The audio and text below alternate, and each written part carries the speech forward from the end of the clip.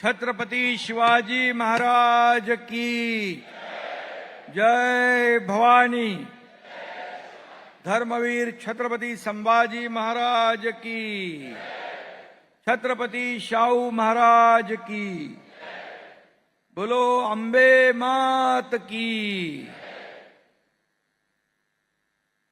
आजच्या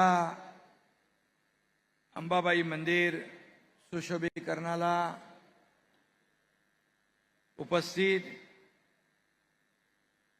देशाचे लोकप्रिय आणि कणखर गृहमंत्री अमितभाई शाह यांचं कोल्हापूर नगरीमध्ये मनापासून मी स्वागत करतो, मनापासून त्यांना धन्यवाद देतो।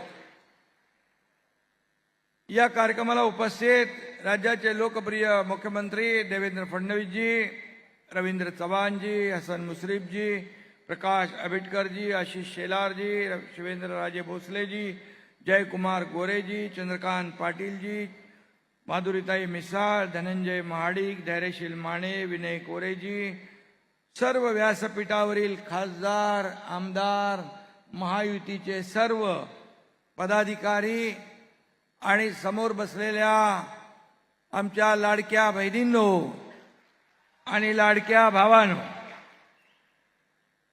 कोल्हापूरच्या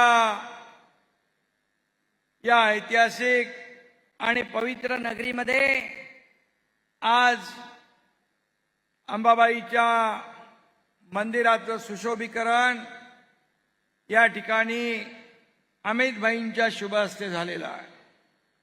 खरं म्हणजे आज या शक्तिपीठाच्या आधुनिकीकरणाचं आणि सुशोभीकरणाचं काम सुरू होतंय। आजचा दिवस केवळ कोल्हापुरात नाही तर उभ्या महाराष्ट्राच्या आणि देशाच्या सांस्कृतिक इतिहासात सुवर्णाक्षरांनी लिहून ठेवणारा आजचा दिवस आहे। कोल्हापुरी नगरी दक्षिण काशी म्हणून ओळखली जाते। आज अमितभाईंच्या उपस्थितीत सुरू होणारे काम दक्षिण काशीला जगाच्या नकाशावर एक दैदिप्यमान उंचीवर घेऊन जाईल, यामध्ये आम्हाला पूर्ण विश्वास आहे। आणि आपल्या सगळ्यांना माहित आहे, प्रकाश आंबेडकर यांनी सांगितलंय, अमितभाईंचं आणि कोल्हापूरचं नातं काय आहे। अमित भाई कोल्हापुर के दामाद हैं, इसलिए कोल्हापुर वासियों को पूरा विश्वास है कि महालक्ष्मी मंदिर के सुशोभीकरण के बाद अमित भाई की गृहलक्ष्मी भी प्रसन्न होगी। म्हणजे आपल्या भाभीजी, अरे अमित भाईंचं प्रेम किती वेळा कोल्हापूरला आले ते, आणि या कोल्हापूरच्या प्रेमापोटी ते येतात। आदरणीय प्रधानमंत्री नरेंद्र मोदी जी के नेतृत्व में देश में एक सांस्कृतिक पुनरुत्थान चल रहा है। काशी विश्वनाथ कॉरिडोर हो, भव्य अयोध्या धाम हो, उज्जैन के महाकाल हो, भारत ने अपनी आत्मा को फिर से पहचाना है। मोदी जी की नीति है विकास भी और विरासत भी। आणि केंद्रीय पर्यटन मंत्रालय, प्रसाद, स्वदेश दर्शन योजना, या सर्व योजनांमधून आध्यात्मिक आणि सांस्कृतिक क्षेत्रांचं अतिशय चांगला विकास होतो आहे। आणि म्हणूनच देशाला 12 वर्ष, मोदींच्या प्रधानमंत्री पदाला 12 वर्ष झाली। एक यशस्वी आणि लोकप्रिय प्रधानमंत्री म्हणून त्यांनी आपल्या देशाचा गौरव 7 समुद्रा पलीकडे पोहोचवला, आणि त्यामध्ये अमित भाई देखील त्यांच्या पाठीशी सावलीसारखे उभे राहिले। हा देखील एक इतिहास आहे। आणि म्हणून महालक्ष्मी मंदिराचं जे आज सुशोभीकरण होतंय त्याला एक आगळा वेगळा इतिहास आहे। आणि म्हणून मगाशी सांगितलं की देशातल्या जनतेला एक सुरक्षित भावना मनामध्ये निर्माण होते, आणि त्याचबरोबर आतंकवादी आणि नक्षलवाद्यांच्या छातीमध्ये आणि पोटामध्ये भीतीचा गोळा येतो तो या आपल्या अमितभाई शाह यांच्या कर्तृत्वामुळे. काश्मीरचं 370 कलम हटवण्याचं काम अमितभाईंनी केलं मोदीजींच्या मार्गदर्शनाखाली. आणि त्यांनी सांगितलं होतं या संपूर्ण देशातला नक्षलवाद 2026 पर्यंत पूर्ण त्याचा खात्मा केला जाईल. तो देखील अमितभाईंनी नक्षलवाद संपून टाकण्याचं काम या ठिकाणी केलेलं आहे. महाराष्ट्र, गडचिरोली आणि संपूर्ण देश नक्षल मुक्त करण्याचं काम अमितभाईंनी केलं. आणि जे ते बोलतात ते करून दाखवतात, ही त्यांची ख्याती आहे. एकदा शब्द दिला की शब्द म्हणजे पत्थर की लकीर आहे. आणि एखाद्याच्या मागे उभं राहण्याचा निश्चय केला त्याच्या पाठीशी पहाडासारखे उभं राहण्याचं कामही ते करतात. हा त्यांचा एक आगळा वेगळा स्वभाव आहे.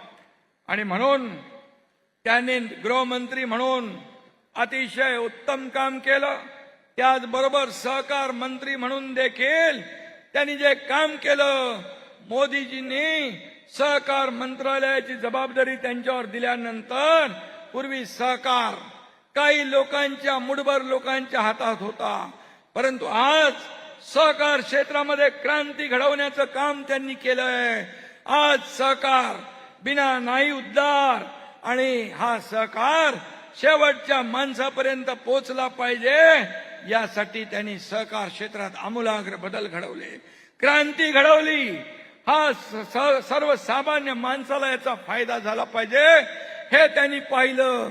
मला आठवतंय आम्ही जेव्हा देवेंद्रजी, आम्ही आणि आमचे मंत्री जेव्हा अमितभाईकडे गेलो होतो की साखर कारखाने, शेतकरी अडचणीत आलेत, तेव्हा 10,000 कोटीचं इन्कम टॅक्स माफ करण्याचा क्रांतिकारी निर्णय अमितभाईंनी घेतला होता. आता देखील आम्ही गेलो होतो त्यावेळेस देखील इथेनॉल असेल, जे जे बाय प्रॉडक्ट असतील त्यांना सगळ्यांना न्याय देण्याचा निर्णय देखील त्यांनी घेतला. पॅक्सला मजबूत केलं, अगदी शेवटच्या घटकापर्यंत हा फायदा, न्याय गेला पाहिजे यासाठी त्यांनी मोठं क्रांतिकारी पाऊल उचललेलं आहे. आणि म्हणून मी त्यांचं मनापासून अभिनंदन या ठिकाणी करतो.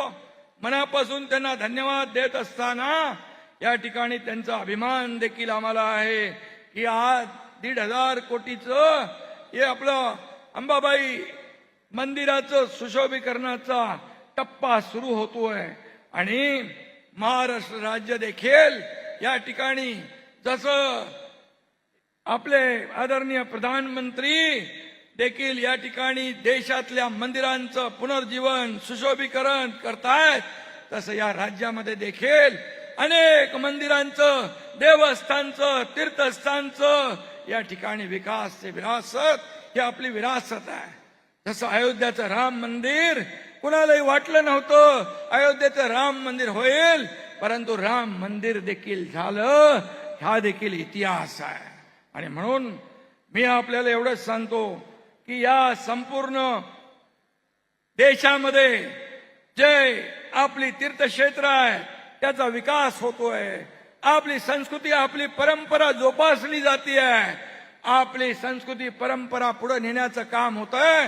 तसंच मोदीजी आणि अमितभाईंच्या मार्गदर्शनाखाली या राज्यात देखील आपली तीर्थक्षेत्र, आपली प्राचीन मंदिरं, आपले गडकोट किल्ले त्यांचं पुनरुत्थान, त्यांचं सुशोभीकरण, त्यांचं संरक्षण, त्यांचं जतन करण्याचं काम महायुती सरकार या ठिकाणी करतोय. आणि म्हणून मी अमितभाईंना पुन्हा एकदा मनापासून धन्यवाद देतो की आपण कोल्हापूरमध्ये आल्यानंतर एक वेगळं भावनिक नातं या ठिकाणी कोल्हापूरवासियांना पाहायला मिळतंय. आणि म्हणून मी आपल्याला अमित भाई आपको बहुत बहुत धन्यवाद देना चाहता हूं. महाराष्ट्र में जब जब आप आते हो और ऐसे जो काम है उसका भूमि पूजन होता है, लोकार्पण होता है, इससे हमें ऊर्जा मिलती है, प्रेरणा मिलती है और हमें काम करने की ताकद मिलती है. आणि म्हणून मी आपल्याला धन्यवाद देतो. या ठिकाणी अमित भाई, जाते जाते दो पंक्तियां कहता हूं. जनता की हर मांग आपने पूरी कर दी है, जनता की हर मांग आपने पूरी कर दी है, रुके हुए हर काम को रफ्तार दी है. आपकी बदौलत या विकास की पंचगंगा बहेगी, आपके बदौलत या विकास की पंचगंगा बहेगी. मां अंबाबाई मंदिर का नवनिर्माण एक नई मिसाल बन जाएगी. धन्यवाद. जय हिंद, जय महाराष्ट्र.